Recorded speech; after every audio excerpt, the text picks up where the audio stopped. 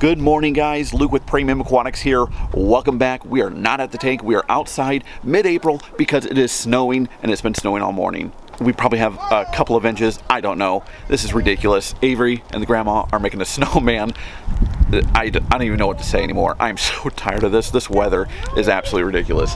The snow is crazy. Anyways, I just had to share that with you. Let's get back to the tank. I'll show you what we got going on. Let's go.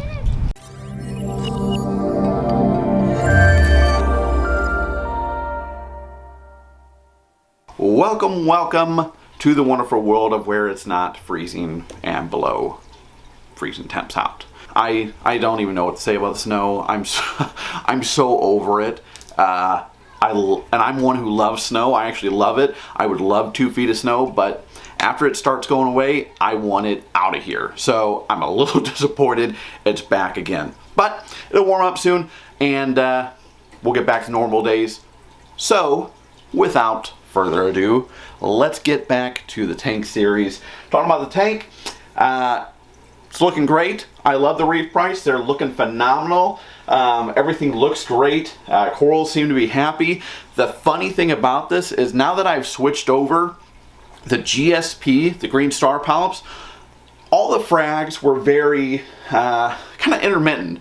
There was some days they'd come out fully and be great, and other days they'd be closed in. And it was just very random. And I've done a lot of looking on GSP. I never really kept them, but I've done some looking at them, and it seemed to be pretty normal. However, now that I have these reef brights on here, almost every single little piece that I have comes out fully. There's like one piece that doesn't, and a couple that are still a little stingy, but for the most part, they're all coming out much more than what they used to. I have no clue if that's due to the lighting. There's so many factors that play a part into corals' happiness, but that is the only real big change that I've made over the past month or two, I think. You saw the parameters, those all seem to be doing well. So beyond that, I haven't done anything. I don't add stuff. I feed normal. So really, that's the only big change that I've made that I can think of that could have caused some sort of, change for the GSP that would make it want to come out as opposed to before. Now, of course, as I say that, there are a few pieces that aren't out as much as they were earlier, so all that I'm saying could just be garbage. It could be just hot garbage, and it could have been something else that was going on in my system. It could have nothing to do with the light. So, I don't know. Whatever. Anyways, I digress. I move on. Let's get to the product that we're focusing on today. Brightwell's, can you see that? Brightwell's Chaetgro. Chaetgro. However you want to pronounce it. I pronounce it Kato because there's an A first. So if I'm pronouncing it wrong, I apologize. Give me a break. There's a little dash over the O. I don't know what that means. I'm not European by any means, and I don't pretend to be. So Chaetgro. Maybe it just pronounces the O longer. Chaetgro. Chaetgro. I don't think it's Cheeto. Anyways, this is a nutrient system, a nutrient liquid for Refugium algae, specifically more, obviously for Kato, but obviously it should be able to do well for other algae. So I've got a few buddies that have used this, swear by it, love it. So I'm excited to give it a chance and see what it does for the algae down in the sump. One of the gentlemen that provided this algae for me actually is one that used it and absolutely loves it. So I'm really excited to see what it does. The algae down below, I'll show you here in a second. The fern caulerpa is growing great. I love it.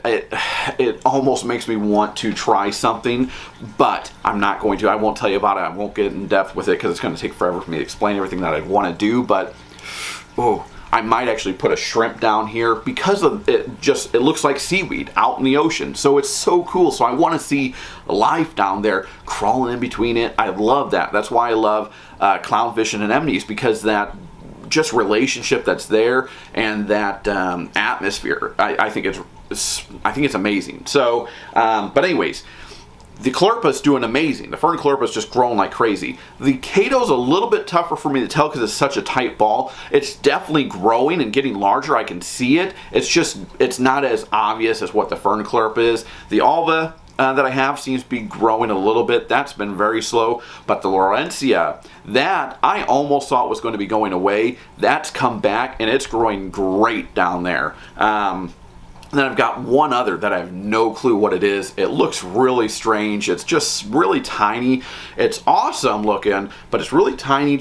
I'll show it to you. I'll try to show it to you. I don't know if I'll be able to get it, but it's a cool little algae. I'll see. Hopefully it keeps growing. It is growing, just very slowly. But this should kind of kick up that growth that we're seeing and really get it going to where we're just getting massive amounts of growth in Chaeto, which means even better export of our nutrients. So the more we can get our excess nutrients out of the system, the better off we're going to be. So kind of cool to see. But this is a complete phosphate and nitrate free multi-nutrient with iron, cobalt, molybdenum, and chaetomorphic growth, for chaetomorphic growth and vigor in all marine systems. So we'll go over the ingredients here. Sources of nutrients: potassium sulfate, calcium chloride, magnesium sulfate, iron EDTA, zinc sulfate, manganese chloride, sodium tetraborate, proprietary cobalt compound, proprietary molybdenum compound. Other ingredients are purified water, nickel chloride. You know, it's suitable for all marine aquariums and ULNS systems, or ultra low nutrient systems. It is shrimp and invertebrate safe, phosphate and nitrate free, provides 13 elements critical to long-term health, growth, and coloration of aquatic plants, well suited to ULNS or ultra low nutrient system aquariums, and designed for nutrient control of phosphates and nitrates by chaetomorphic growth. Formulated utilizing extensive research on aquatic algae nutrient requirements. I won't go over all of this because it goes over literally all the ingredients in here and what that ingredient actually does. For instance, iron, required for photosynthesis, component of enzymes utilized in redox reactions. Manganese, formation of amino acids, enzyme activation. So it actually gives you a list of what exactly is in here and what those things do. So you're not playing a guessing game. Oh, well, it's got this, X, Y, and Z. Well, what does X, Y, and Z even do? Kind of like our foods that we eat every single day. You know, the lists are 8 miles long. We don't know what 90% of those things do.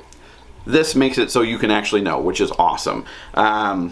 So for my tank and my dosing, I have 60 gallons up here.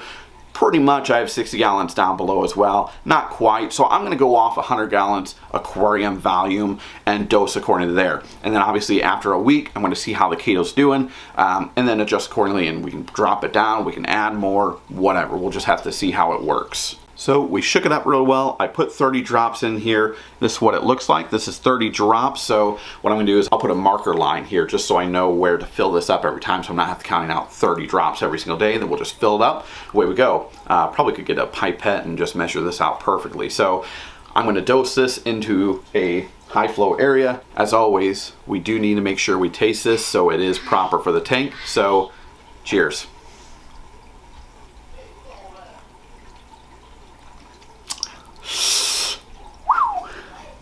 Just kidding, guys. Don't drink it.